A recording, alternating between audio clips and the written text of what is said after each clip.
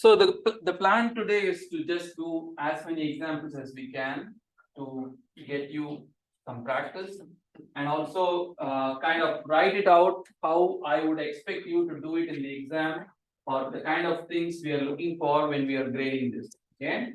So let's start with a problem with system of three equations that we will solve using the Gauss-Seidel method, and then also do the same problem later with the Gauss elimination method. Okay. The exam, as I put in the email, will have 4 problems, and as far as module 2 is concerned, there will be 2 problems, one on this method and one on the other method. So I'm telling you right away. Okay, and you might even you could even expect that to see the same set of equations asking you to solve it twice. So don't be surprised if that happens. Anyway, it's not about the answer, it's about how your methodology is clearly documented. Okay. So step one,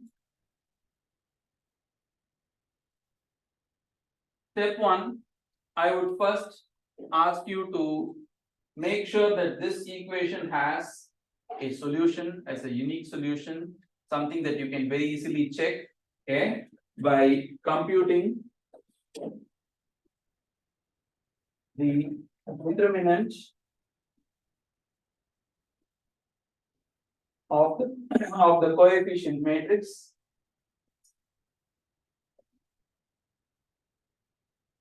A and ensuring that A or the determinant of A is not 0.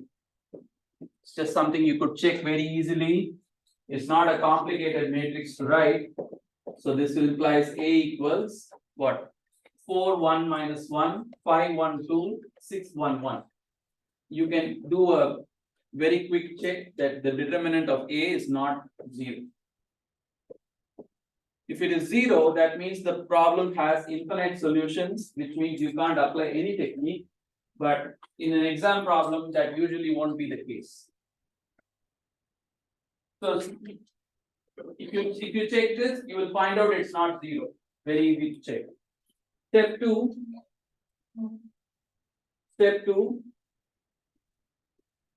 Make a determination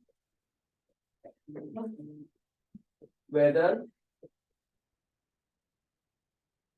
the equations, I'll get out of your way in a second, sorry. Equations are arranged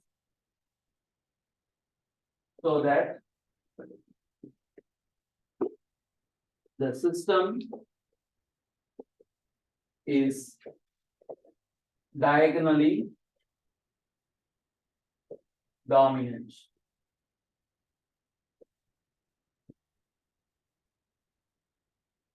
Make a determination whether the equations are arranged so that the system is diagonally dominant.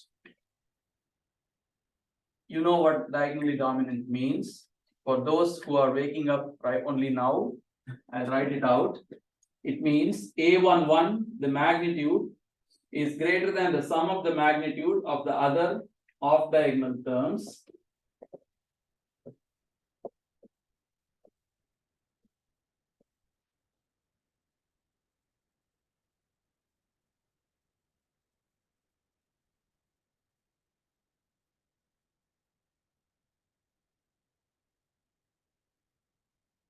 All 3 rows should have their diagonal elements magnitude to be equal to or greater than the sum of the magnitudes of the other elements.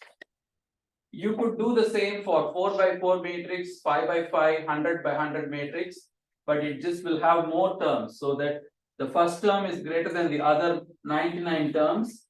The A22, the diagonal term, is greater than the other 99 terms, and so on. Okay. So this is what diagonally dominant means. So when I say make a determination, what are we expecting to see is that as written, the system is diagonally dominant. I want you to write it out. Okay, you should make this statement because now you are committing to saying it is diagonally dominant. If suppose in another problem, suppose if this system is not diagonally dominant, if say 1 or 2 or 3 lines or 3 rows do not satisfy this criterion, first you should write as written the system is not diagonally dominant, rearranging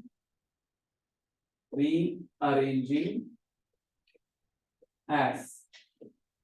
So you have your equation 1, revised equation 1, revised equation 2, revised equation 3.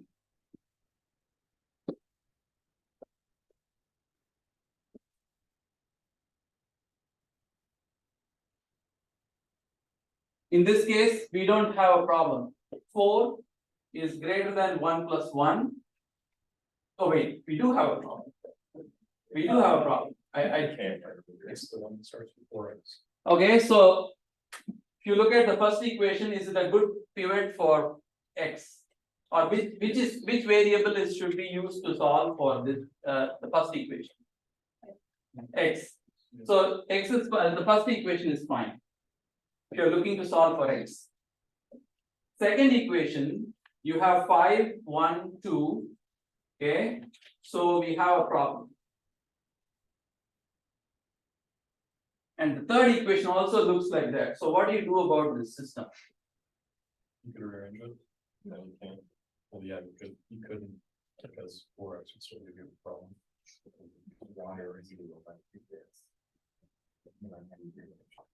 Yeah, there is no way you can rearrange to get it to be dominant. Is there? There is not. So if I add these two, that's 10x plus 2y equals 12. And if I subtract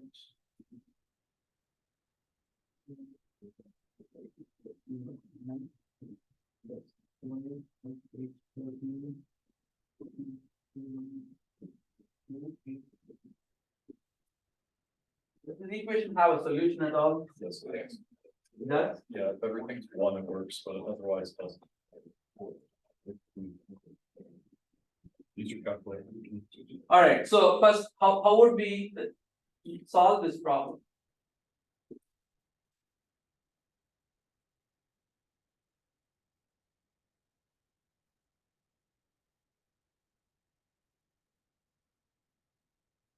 Okay. I'm going to change my example because my goal is to give you an algorithm or a method to face an exam problem, not to confound you or myself and take 10-20 minutes doing this. Okay, we want to get an example problem that will be useful.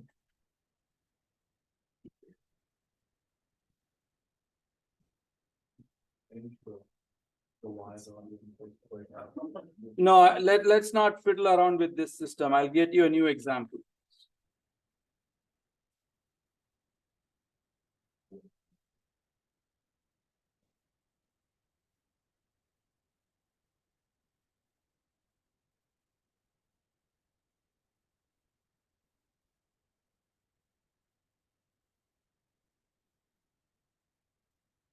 All right.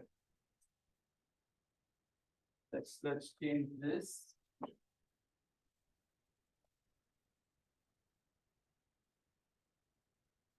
Change, right? 10x 10x1 or 10x plus 2y minus z plus 2y minus z equal to 22 minus 3x minus 6y plus 2z equal to minus 14 and x plus y plus 5z plus 5z equal to 28.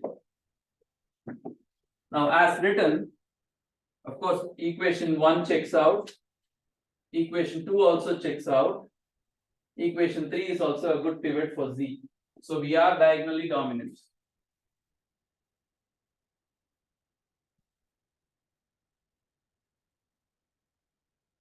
That is step 2. You'll have to write out as written the system is diagonally dominant.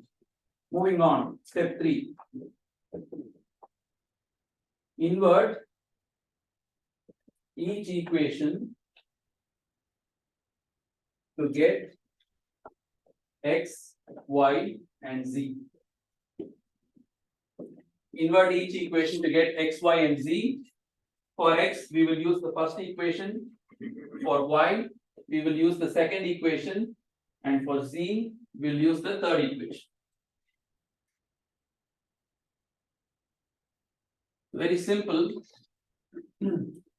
X equal to 22 minus 2y minus z divided by 10. If you prefer, you can write it as 22 minus 2y plus z divided by 10.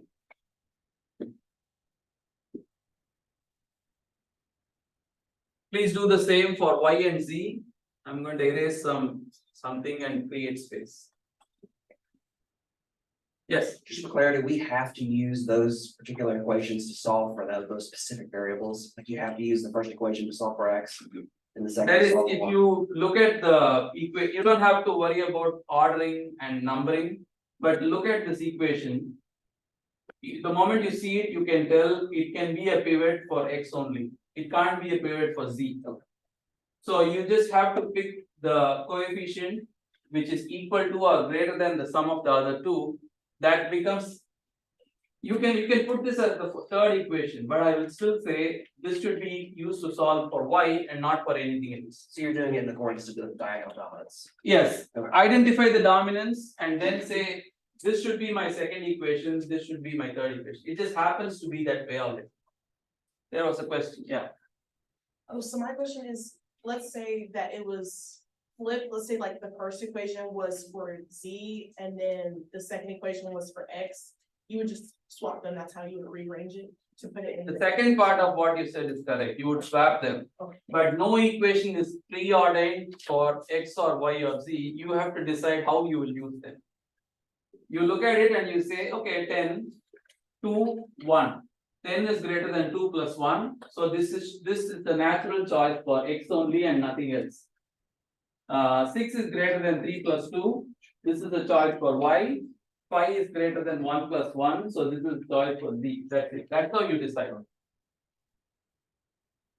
Alright, so now can I erase this part? Right?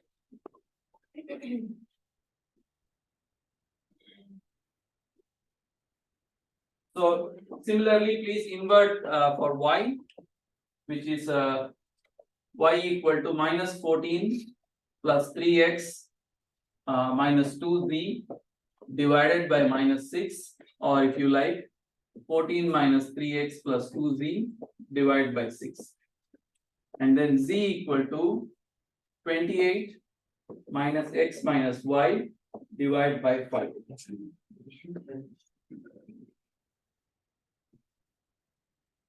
The other day, I got a very nice question wherein why should diagonal dominance be checked at all?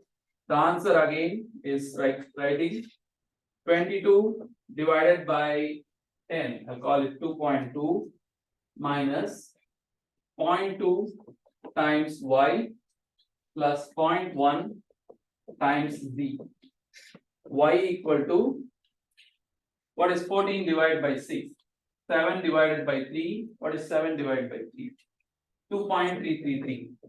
2.3333. Try to have 4 decimal points. Minus 0.5 times x plus 0.3333 z. And then z equal to 28 divided by 5. 5.6, right? 5.6 minus 0.2 times x minus 0.2 times y.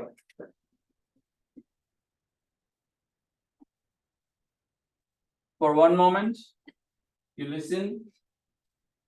It's like saying x equal to 2.2 minus a correction term. When you start with your guess value, you are going to start something. It need not be even 0, 0, 0 always, some guess value, but you are weighting it or multiplying it by these numbers which are less than 1. So you make a correction, x gets revised, and then x gets used in other places. So the corrections always remain finite. If these numbers, if these coefficients were greater than 1, then any error that accumulates will keep growing and eventually the system will diverge. That is why diagonal dominance is required. Okay. So this is now ready for action.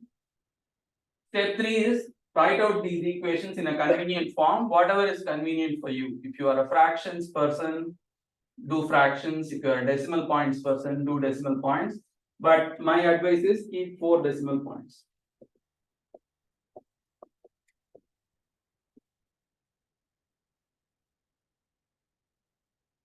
And then step 4 is to state your initial guess.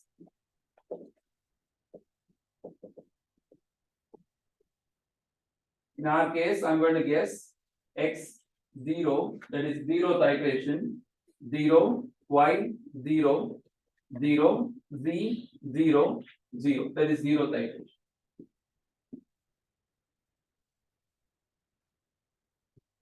Yes, Well, we need to use any other initial. you can use whatever you want. Whatever you want. If we say 4 iterations, odds of the problem converging within 4 are very small, but we are really looking for the process, not for the answer.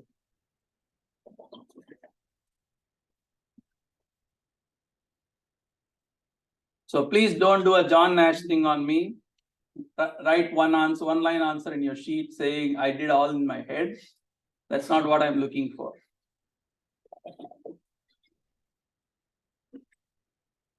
You can do that. Transfer to the math department.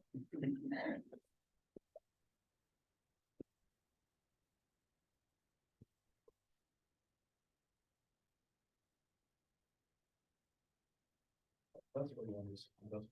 Sorry, I just realized what we wanted for decimals. That's really smart. thank you. I don't know why. Because it makes all of your calculations on your calculator significantly easier. Okay, good. I didn't know that. I just keep it to 4 decimal points because eventually I'll round it off to 3 or just to maintain that accuracy. It means when you plug it in, you can write 3 equations and then just keep solving without having to type it out every single time. Oh, okay. Which is great. Good. All right, so now you start your iteration. Step 5 is to make a table and do the iteration. So step 5, create a table. Create a table in which you have iteration number x, y, z, and you can have error in x, error in y, error in z. And error in x or error in any variable is defined as x current, or I'll write it as x I minus x I minus 1, where I is iteration number. We are really looking for this table. Okay, I'm telling you. Please don't miss this or please include this. So our guess is the 0th iteration. And our guess values are 0, 0, 0. There is no error defined at the guess. And our first iteration would be to put in x equal to 0, y equal to 0, z equal to 0 here. So when you go in the sequence of x, y, and z, you put y equal to 0, z equal to 0, x becomes 2.2. Okay. The key thing is use the most recently updated values of x, y, and z for computing.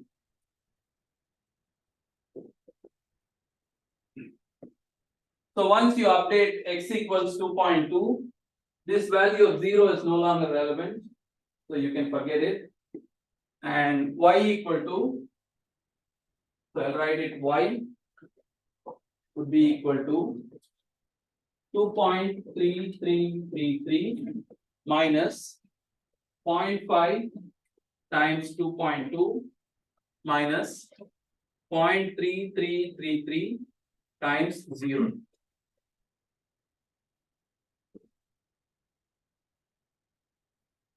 So that would be how much? That would be 1.2333. Correct? I have to subtract 1.1.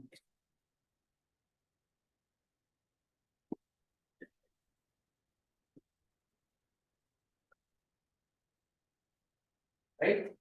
So then z, when you compute z, you can forget about this y equal to 0 and just use this value and this value of x and y. 5.6 minus 0.2 times 2.2 minus 0.2 times 1.2333.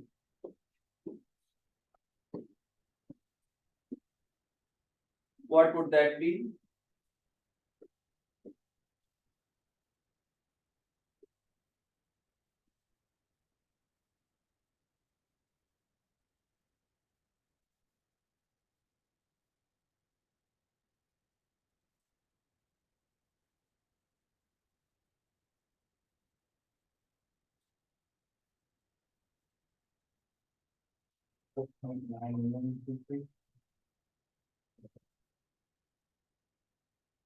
Sorry, 4.9133. 4.9133. So once you have these three values of x and x, y, and z, go on to compute the errors in each. Okay. For x, the error will be 2.2 minus 0. Everything is 2.2 minus 0, 1.233 minus 0, 4.9133 minus 0. So the error values are simply 2.2, 1.233, 4.9133.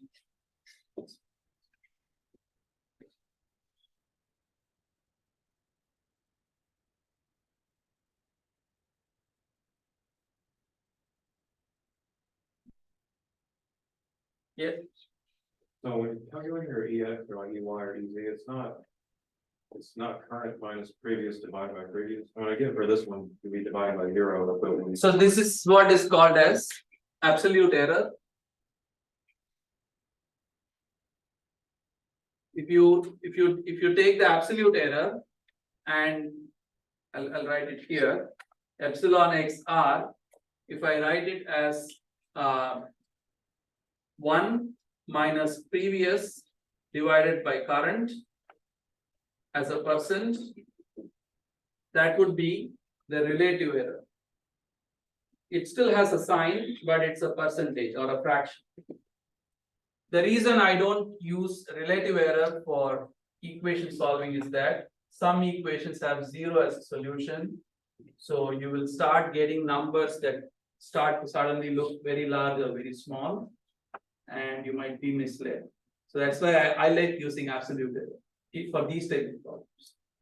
what about the problems for module 1? For multiple what? Module 1. Module 1, you could use both. Module 1 is something in which we even there, when sometimes 0 is the root, it is very tricky.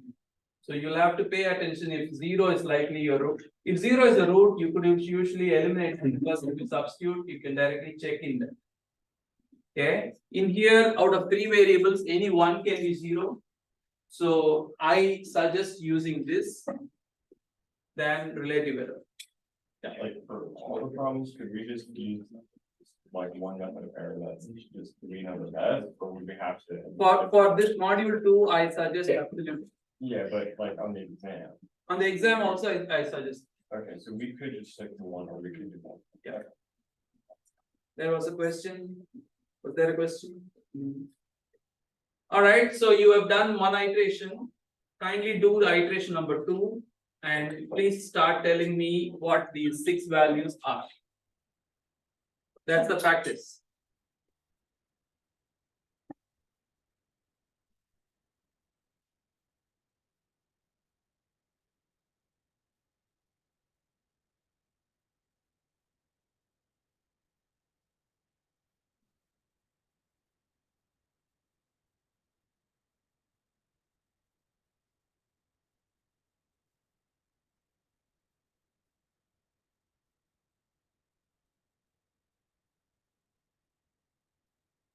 So I'm going to erase this.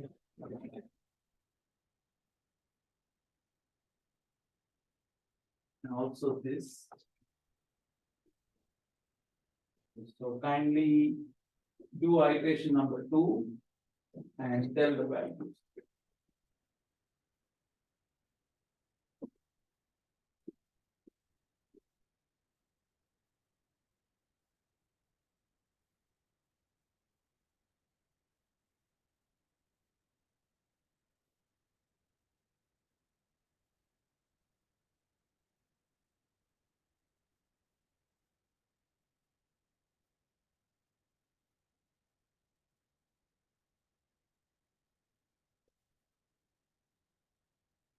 Yes, X is 2.44. 2.4447, So Y is 2.7488. 7488, thank you, D is 4.5613. 5613, and errors would be 0.247. 0.247, 1.515. Negative 0.352. okay, thank you. So I might ask you to do like 3 or 4 iterations maximum, okay, no more than 4, I guarantee. Within those 4 iterations, I put it out as 5 steps, checking whether the problem has a solution. I'll write it here. Step 1, check for unique solution.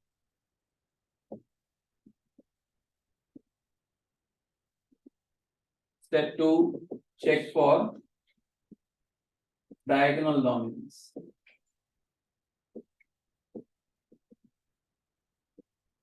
Step 3, rearrange each equation for x, y, and z. Step 4, make initial guesses.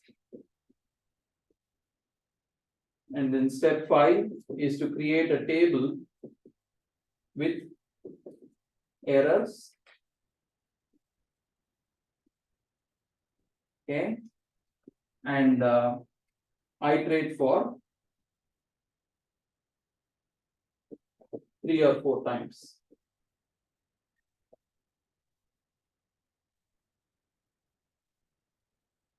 Yes, So when we're actually computing those values from X, Y, and Z, we don't actually like show what, like we can plug all that into our calculator and spit out the answer. We don't need to show like what numbers we're multiplying for like our. that should be okay. You don't have to do it like I do because I'm trying to explain. So just having the tables of just the numbers, just like that on our exam, so it's okay. That's okay. So 1, 2, 3, 4 iterations.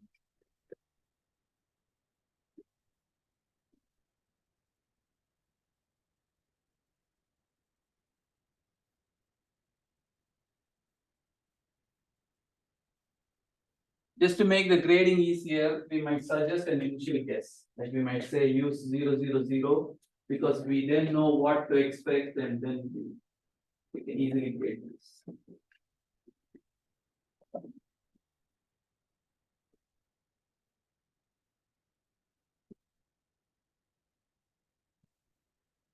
So you can complete this, can you? That is, later you can do the next 2 iterations. And you can also use it to use your MATLAB program to do the entire problem and then check up to whatever number of iterations you want. So please do it. Let's try to solve the same problem now using the Gauss elimination.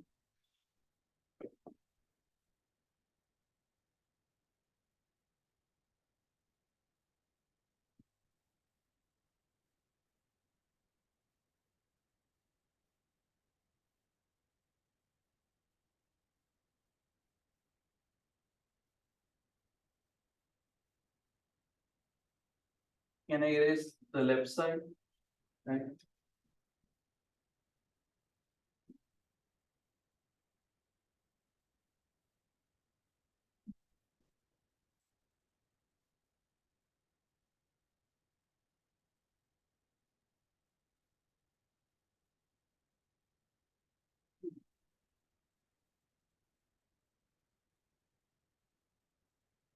The Gauss elimination is pretty much like eliminate one variable at a time. One variable at a time. By matching coefficients. Now, what do I mean by that? If I take the first equation and second equation, okay, I'll label them 1, 2, 3, 1, 2, 3.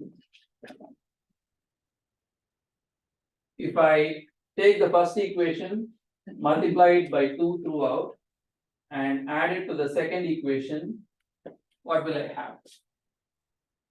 Take the first equation, multiply each term by 2, both left side and right side.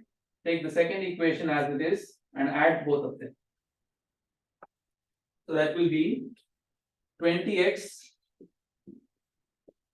plus 4y minus 2z added to minus 3x minus 6y plus 2z equal to 44 minus 40.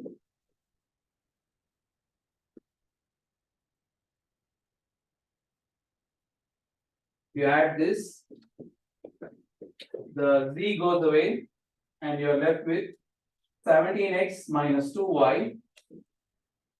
17x minus 2y equal to 30.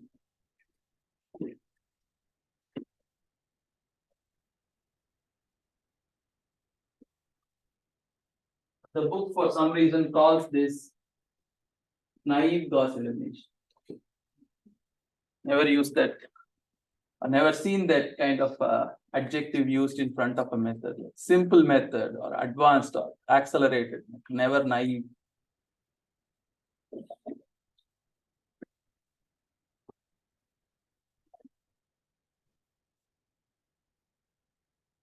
So now you have an equation that has only x and y, and you need one more equation like this with x and y so that you can solve for x and y directly. That you could obtain either by, now you've used 1 and 2, you can't use it again, you can't use that combination again. You could do 1 and 3 or 2 and 3.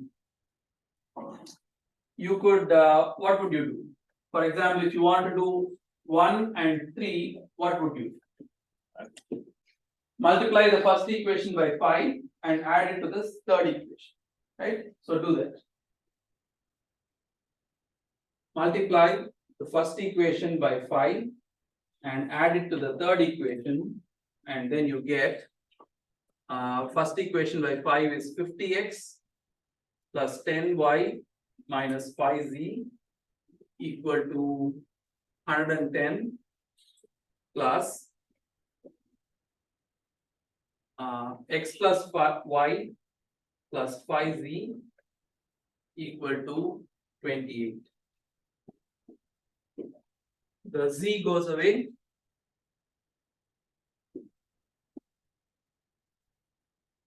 You have 51x plus 11y equal to 138. 51x plus 11y equal to 138. 1751, that sounds like a Like, that sounds like an opportunity for us. 3 times this equation subtracted from this will eliminate x, right?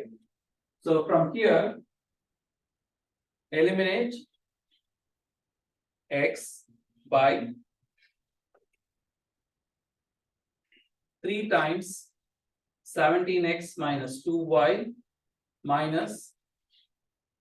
I'll write it somewhere prominent. Can I erase these steps? Everybody has made a note.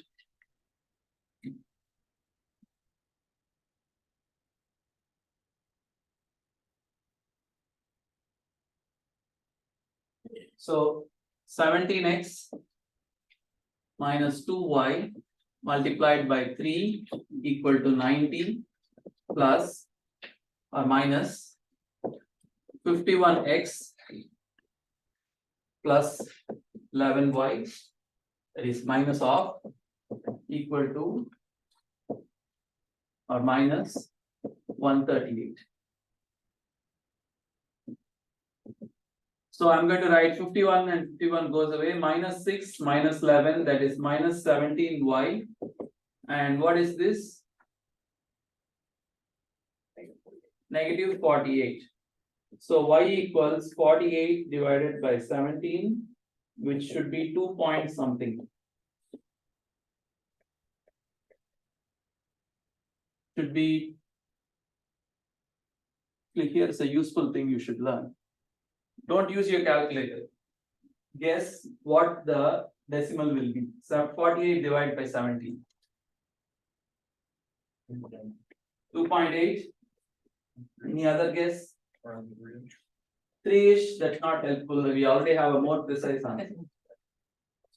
2.9, 2.7. What do you want to say? Say 48 divided by 9. So you have 34 is the nearest multiple of 17. That goes away. You have 14 over 17. How much is 14 as a fraction of 17? If you have to approximate. 75. More than 75. If you take 17, what is 10% of 17? 1.7. So 17 minus 1.7 is how much? 16, 15.3. So it's between 80 and 90%. So if you had guessed anything between either 2.8 or 2.9, you are close to the answer.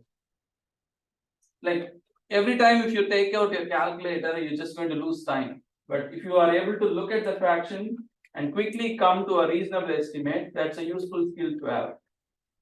Okay. All right. So 2.8 something. Can you tell me now what something is? 2.83. 235. 8235. All right. Then now y is this? Then next back substitute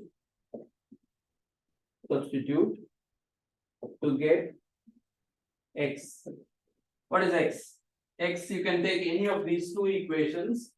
So I'll take the first equation, 17x minus 2 times 2.8235 equal to 30, which means x equal to what?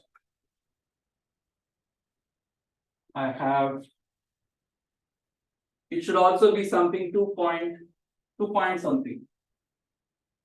2.0968.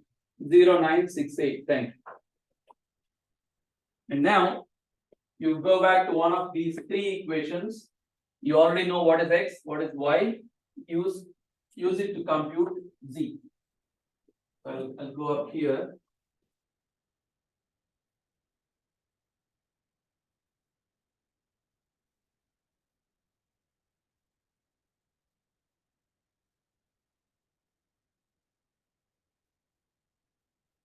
So 10 times 2.0968 plus 2 times 2.8235 minus z equal to 22. So what is z? Sorry. 20.0968 plus 424 minus 22 should also be another 2 point something.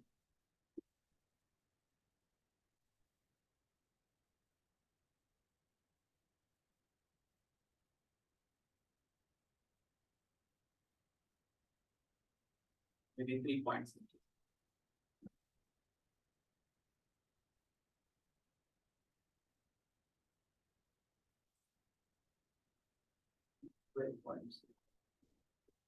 Should be 3 points something.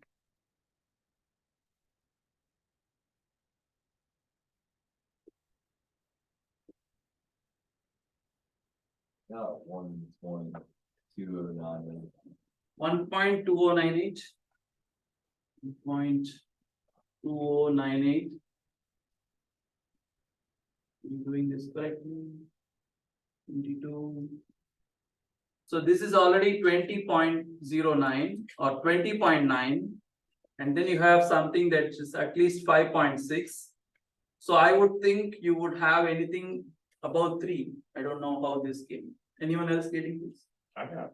I got, yeah, I got 56. Yeah, 4.6, yeah, 4.616, 4.616. What's the fourth? that's it. Exactly.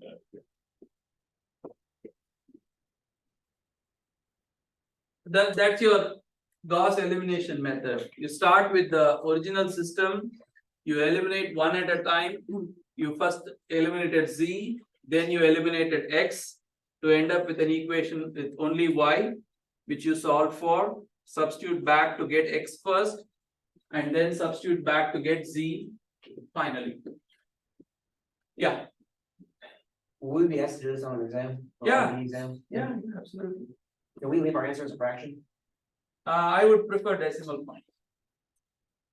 We would probably ask you to do it to 4 decimal points. There is a 100% chance there will be one problem on Gauss elimination and one on Gauss zero. 2 problems, 2 methods. Math is very simple.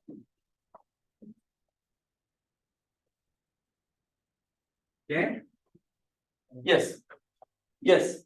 How many questions are there going to be? I put it in the email. Go check the email. Yeah. So I just watched the YouTube videos on gas elimination. That was like my self-study, and I learned it a different way. So if I do it the way I learned on the exam, and I get the same answer. That is fine as long as it's the logical approach. There are many flavors of Gauss elimination. So if you demonstrate something that is acceptable in the broad term elimination, which is sequentially removing one variable, if that is done, And do we have to check for diagonal dominance first? there is no need to check that. It's just eliminating one at a time. The only thing you have to check is, you still have to check if these 3 equations are actually independent equations. If you can write one equation as a linear combination of the other 2, that means this cannot be. I'll come to that. Okay, before I take other questions, I'll address that point. Yes. So going back to the Gaussian method, when we were finding the determinant of A, make sure that was equal 0, can we just, It is not equal to. yeah, not equal 0. Yeah. Do you wanna see the individual steps or can we? No, I trust you to be able to get determinants. Okay. So just write determinant is 5, which is not 0, so there is a unique solution. Move on, that's it. Thank you. There was another question. Yes,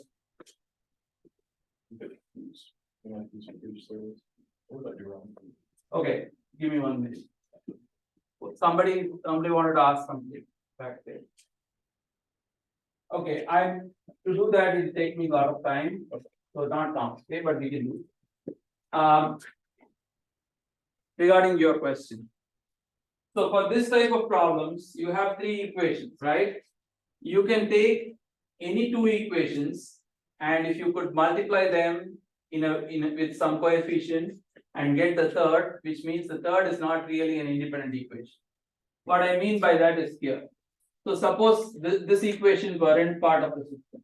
Okay, instead of that, we have one more equation which is written like 3x plus 3y. Pay attention, please. You can write later. 3x plus 3y plus 15z equal to 56, 64, 84. So if you look at these three equations, okay, you look at these three equations, the third is just 3 times the second, which means they are not really three distinct equations, they are really two equations, and third is a duplicate of the second. This system has infinite number of solutions. What I mean by that is, since you know these are just this is just a duplicate, you can't get any new information from it. You have three equations, you have two equations but three unknowns. Okay, two distinct equations but three unknowns. You're with me so far, all of you? All right, okay. So I have three equations, three variables. I can pick one of the variables to be any choice. I can pick, if I pick 0, if I pick z equal to 0, for that combination I'll get a x and y. If I pick z equal to 1, for that value of z I'll get a x and y. So since z can take any real number as its value, there are an infinite number of solutions to this equation. Okay, so this leads to the possibility that there are infinite number of solutions. You can't do Gauss elimination from here. You can't get a distinct solution if you pick, say for example, if z is chosen as 0, then what do you get? You get minus 3x minus 6y equal to minus 14, and then x plus y equal to 28. Now what is a solution for this problem? Can you solve this quickly? Multiply the second equation by 3 and add it to the first. So that would be minus 6 plus 3, so minus 3y, minus 14 plus 84, which is 70, or y equals minus 70 by 3. You can easily get what the value of x is, but the solution is really, can you also get what the value of x is? Which is, if I multiply the second equation by 6 and add both of them, I'll get 3x plus 168 minus 14 equal to 154. So x equals 154 divided by 3. I have a value of x, 154 divided by 3. I have a value of y, minus 70 by 3, and my z was chosen as 0. If you take this combination and you put it here, it will satisfy the equation. You again make up, somebody else chooses 1 to be equal to z equals 1. You can do the problem all over again. You will get one more value of x and y. This is also a solution. This is also a solution. Anything is a solution for any real choice of z. That is what makes this infinite number of solutions. So what you need to first check. So let me write out the steps like we did for Gauss-Seidel. Step 1, check the determinant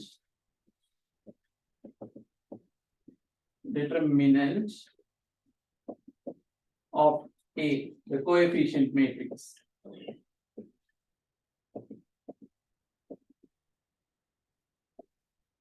If determinant of A equal to 0, that implies infinite number of solutions.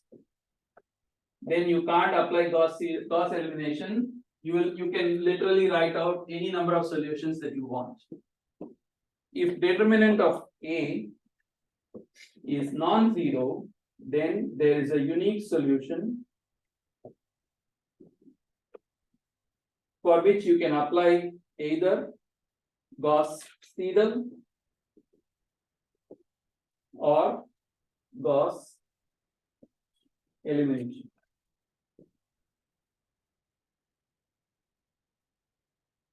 One second. If you are doing Gauss seidel, there is also the additional constraint of diagonal dominance, but Gauss elimination can just proceed from there. Yes, You won't give us one equal to zero on the exam, will you? sorry, You won't give us one equal to zero on the exam, will you? interesting question. Solve it. So I'm not answering that question. If I give you a problem which has a determinant of 0, I would think that most of you would see that and say infinite solution, and then would say none of the methods can be used and stop there. If you did that, even though that is much less work, you would earn all the credits.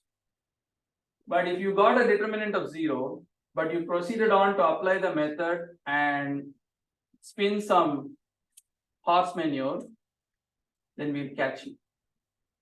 So that we might check. Okay, so I'm not answering that question.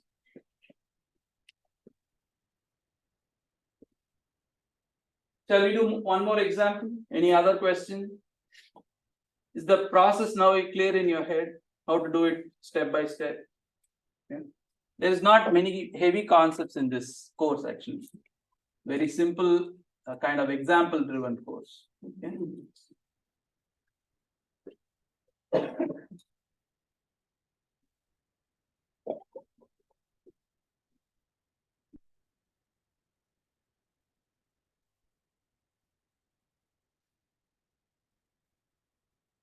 Oh, one more thing I wanted to mention. There will be 4 problems I told you. In module 2, we are not doing any word problems. It will just be like giving you a set of 3 equations and asking you to solve and provide an answer. That's it. In module 1, we'll do word problems. We'll give you a fluid flow problem or a heat transfer problem or electrical circuit, something that involves you to read and interpret, set up an equation, and then solve that equation using Newton-Raphson, secant, bisection, whatever method. The second module is very cut and dry. Just give you a problem, solve it, you're done. So if I were you and I'm thinking about my strategy, 4 problems, all of them carry equal weightage. The second module, 2 problems are just cut and dry solve. I would attempt them first, get them done. I have 50% of my credit locked in. And then if I can do that in say less than half the time, I gain more time to spend on the more nuanced problems. So that's my suggestion.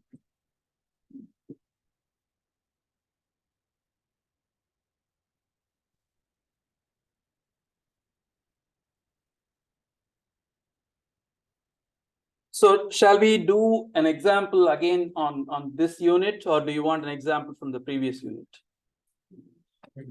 We are all thinking that this is easier to handle, right? We'll find one. Yes. I was gonna ask for the chapter 1 problems, is it gonna be specifically like, hey, solve this using Newton-Raphson? No, there will not be like such a cut and dry question. It will be like I said, a fluid flow problem or something. You will have to read the problem, figure out what is the equation to be solved, and then go about solving it. So is that you saying that like we get a situation like, hey, on this one, you might be able to use this method, this method. I may or may not give hints. I might just say, get us an answer, pick your own method and justify, or we might say, pick secant method and do the problem and provide an answer. So, for preparing for module 1, go to the textbook and the chapter 8, which is titled Case Studies, Roots of Equations. That is the chapter you want to practice from, because that is full of word problems for you to try. Okay, chapter 8. Okay. And chapter 8 also has a lot of examples, like solved examples. I would strongly suggest you look at the solutions to kind of familiarize yourself. Chapter 8. Okay.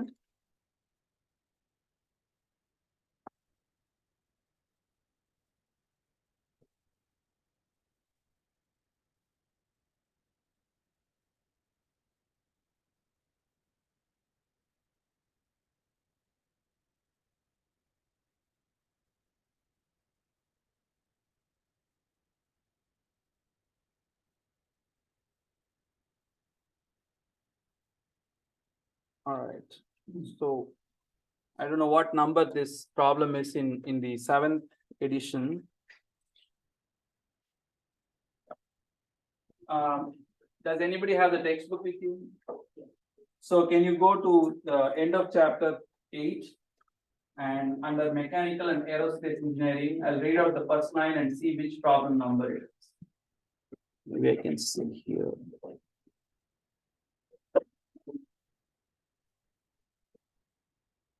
What are the first two words of it? Beyond the Colebrook equation, other relationships such as the fanning friction factor F. Table 34, Say it again. problem 34. 34. Okay, problem 34. It's 39 in my edition. Okay. So let's say problem 8.34 in the 7th edition.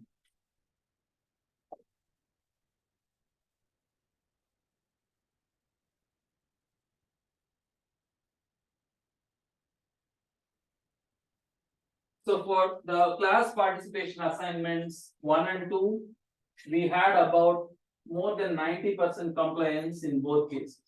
For both. Great, good job all of you.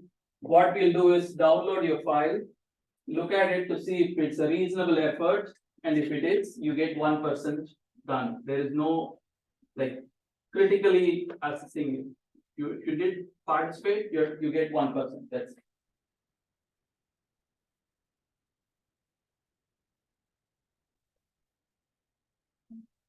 All right, so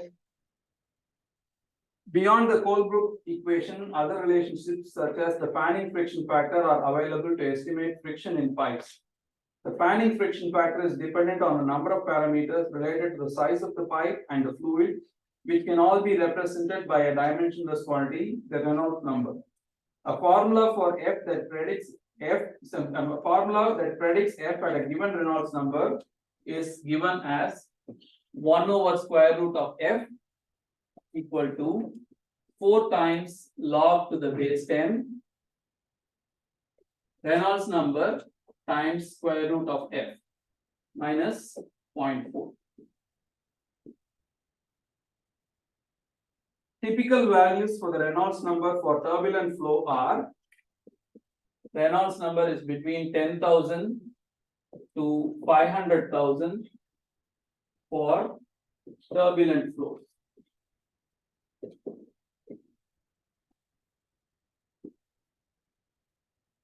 And for the friction factor F, the typical values are between 0.001 to 0.01.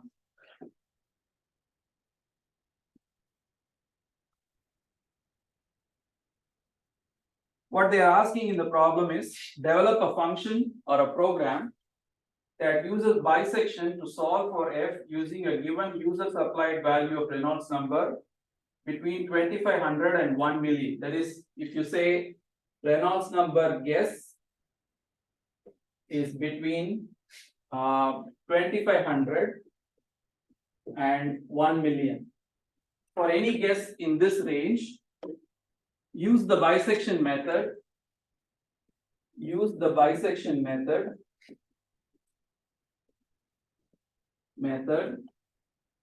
to compute F. To compute F, let's say we will be specific for Reynolds number equal to 10,000. That is, I want you to use this formula to compute F. Okay, this formula to compute F for Reynolds number equal to 10,000 with a starting guess, which you can pick any number between here. And since we are going to do this together, we will pick 2500.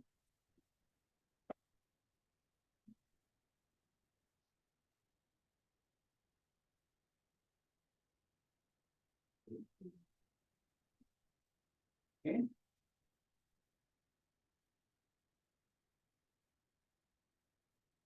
Or maybe you don't want to pick something at the edge of the interval.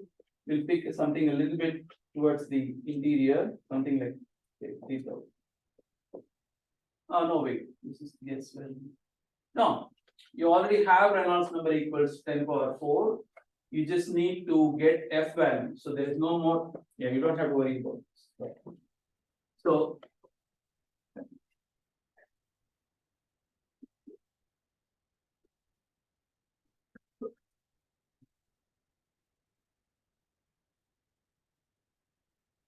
Did we choose 4,500 arbitrarily?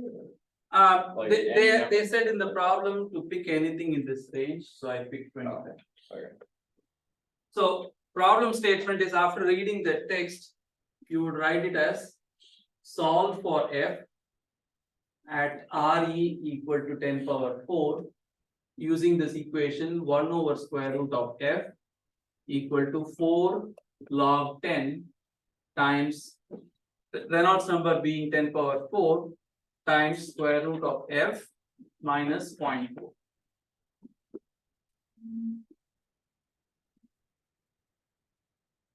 It is a problem to be solved using bisection method, but that doesn't mean that you cannot take advantage of some features of the equation.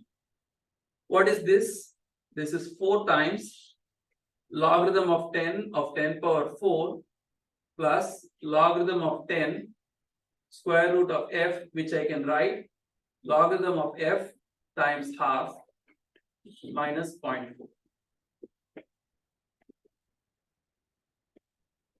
What is the logarithm of 10 power 4 with respect to 10? 4. Yeah. So this is 16 minus 0.4, which is 15.6.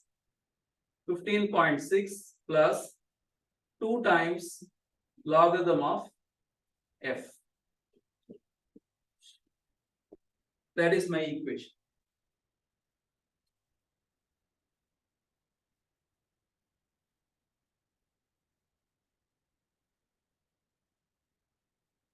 That is my equation. I can write it as something like 15.6 minus or plus 2 times logarithm of F with respect to 10 minus square root of 1 over F equal to 0. This is what you need to solve.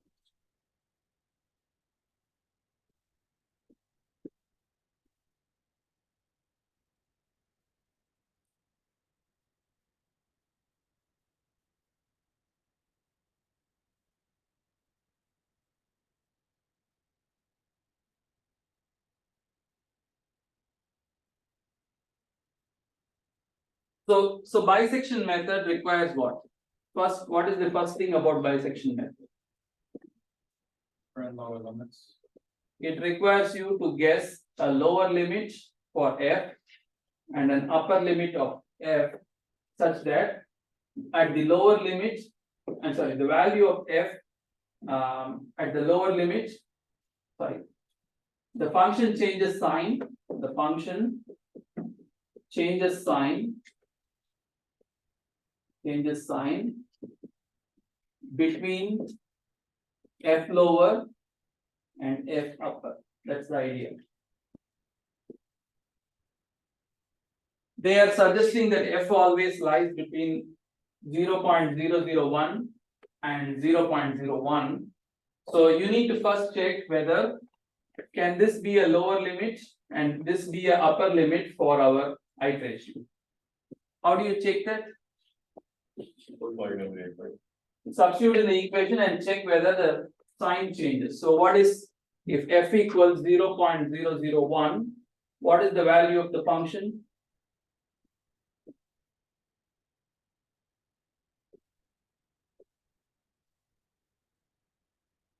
Fifteen point six minus 6 minus 1 over square root of 0.001.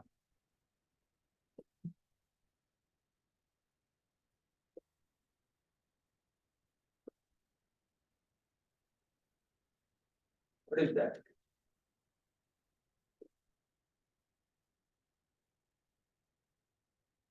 Right? I mean, the 6 I am getting by substituting F equals 0.001.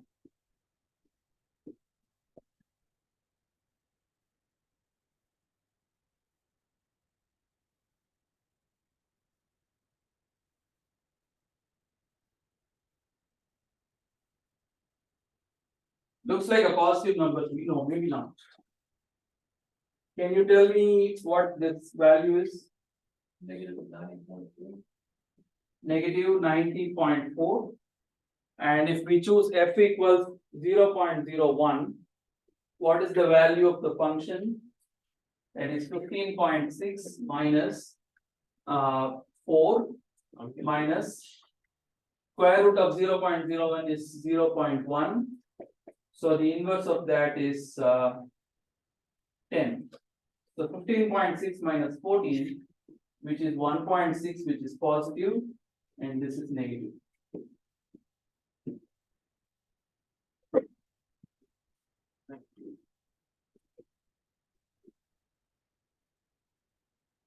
It's Yeah. negative 22.3%. This one, Yeah. negative 22.02. And this is correct? The 1.6 is correct? You had a question? I was gonna ask the limits on our question on the exam, it doesn't matter exactly what they are, as long as they're reasonable. Yeah, as long as you show that in the interval chosen, there is a sign change. If you choose two values, both of which have the same sign, that means your interval was selected improperly. Would you want us to show the graphical method on these questions?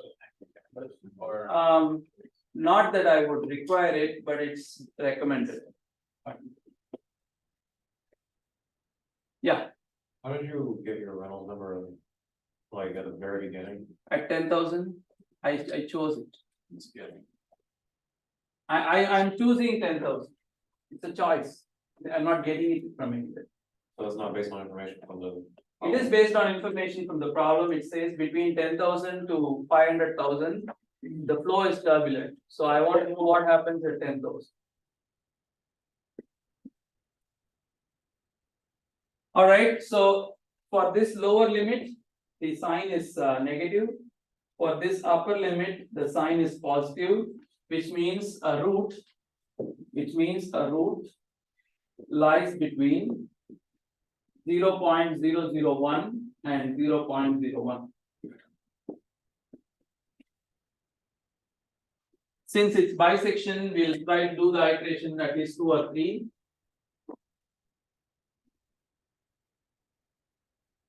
All right, so you have iteration number, always form this table, iteration number, lower, upper, okay, and then function value at lower and function value at upper, and then you have your midpoint, which is lower plus upper divided by 2, and the function value at the midpoint.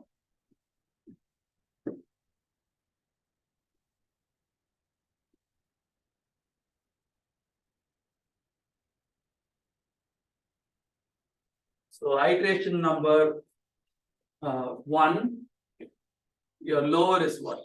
0.001, upper is 0.01. Function at lower is negative, function at upper is positive, and midpoint is, what is the midpoint?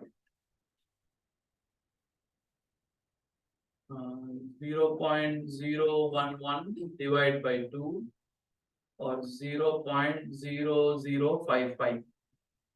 0.0055.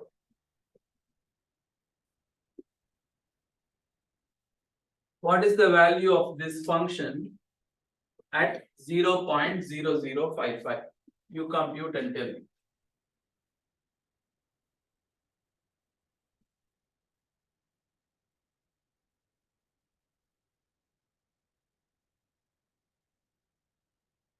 oh, 2.09. 2.09 positive. The function is positive.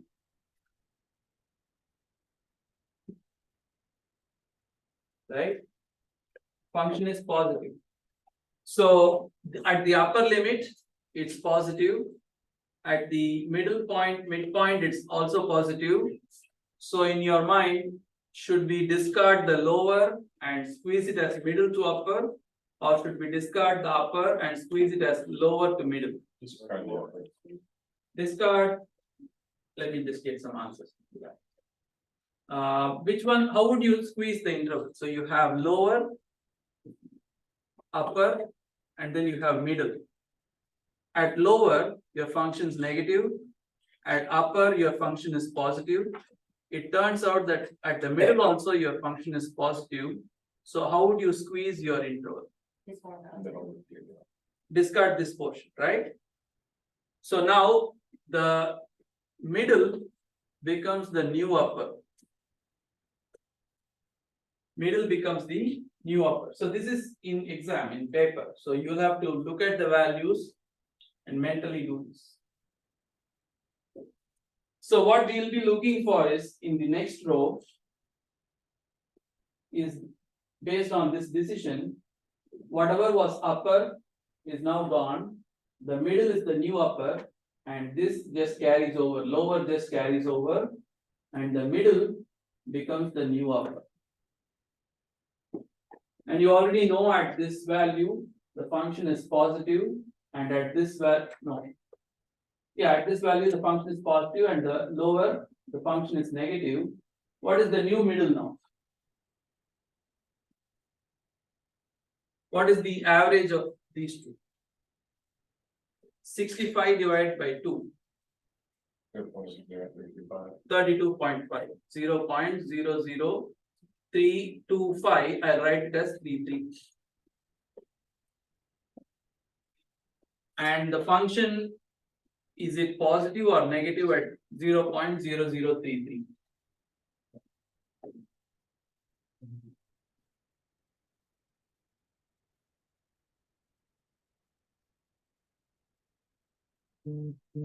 Negative, did I get negative?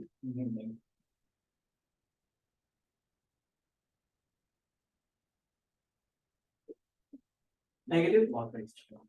So it's negative. So now your lower is negative, your middle is also negative, your upper is positive, which naturally means the picture should look something like this. Draw it here. Have your lower, upper, middle. Lower is negative, middle is negative. So it's something looking like this, whereas upper is positive. Which means discard from lower to middle. Discard from lower to middle. So your middle becomes the new lower and upper just carries over.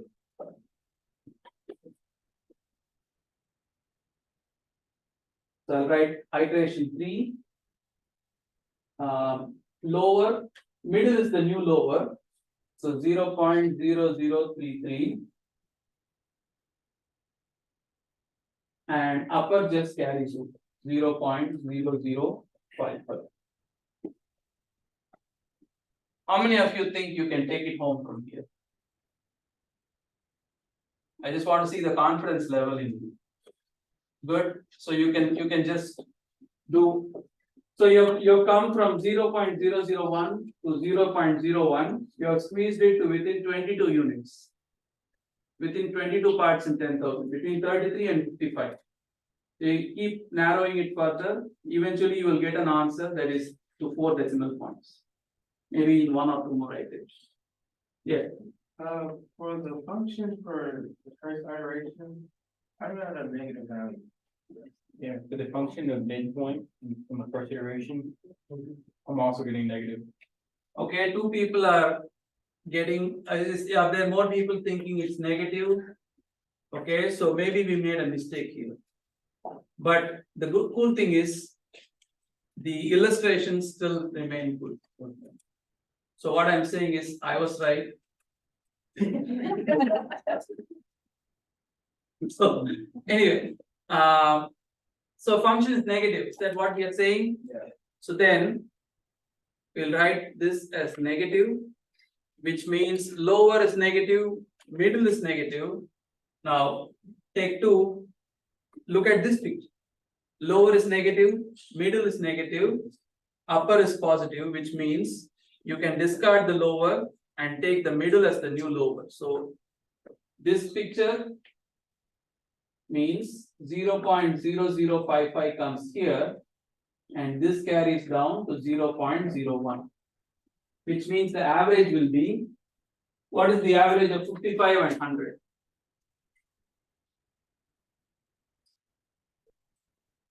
Yeah.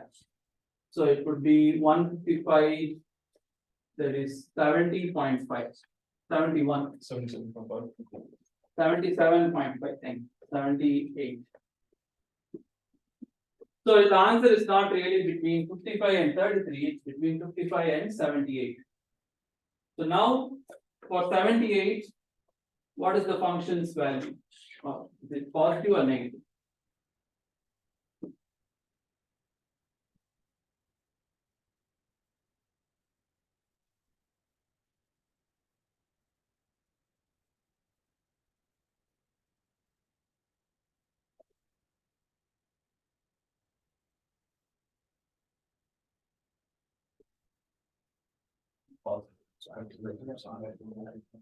So for 78, are we getting positive value or negative? You're saying positive. Positive.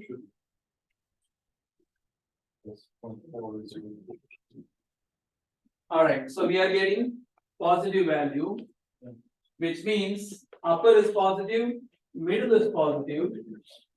Can you please? Yeah. Upper is positive, middle is positive, which means we'll refer to this picture. So the middle becomes the new upper. So the upper is replaced by 78. So you have 0.0078. And the lower just carries over 0.0055.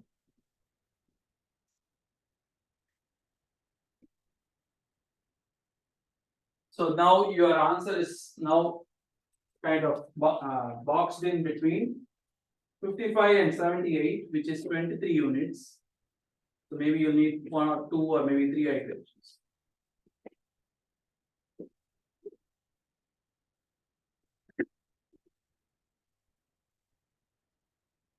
So please complete this.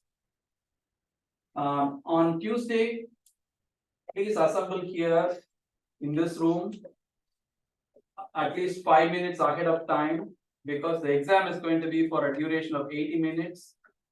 If you are late, you lose time. Okay. The homework 2 submission, please bring it on paper and we'll collect it before the exam, before 11:20 or at 11:20. Other than that, I already told you 4 problems, 2 from module 1, 2 from module 2. Module 1 problems will be word problems. Module 2 will be simply solved straight away for the answer. Okay. Good luck. Thank you.